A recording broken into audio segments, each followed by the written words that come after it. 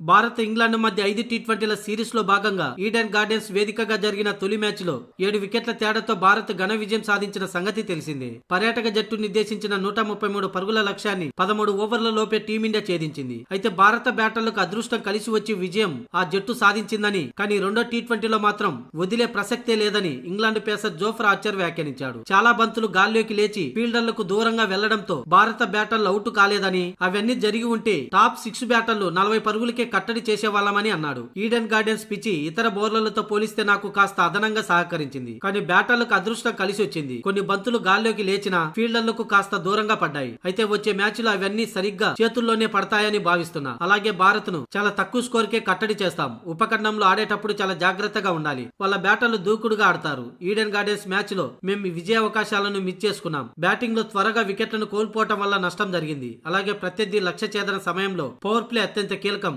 కనీసం 3 లేదా 4 వికెట్లు తీస్తే మ్యాచ్ పై పట్టు సాధించేందుకు అవకాశం ఉండేది. అయితే ఈడెన్ గార్డెన్స్ లో చేసిన తప్పులు చెన్నై పిచ్ లో చేయం, తప్పక ఆ మ్యాచ్ లో గెలుస్తామని ఆర్చర్ వెల్లడించాడు. కాగా తొలి టీ20 మ్యాచ్ లో జోఫ్రా ఆర్చర్ 2 వికెట్లు పడగొట్టాడు. 4 ఓవర్లు వేసిన అతడు కేవలం 21 పరుగులే ఇచ్చాడు. మిగతా బౌలర్లు పెద్దగా ప్రభావం చూపలేదు. అయితే అభిషేక్ శర్మ 79 పరుగుల విజృంభించడంతో ఇంగ్లాండ్ కు ఘోర ఓటమి తప్పలేదు.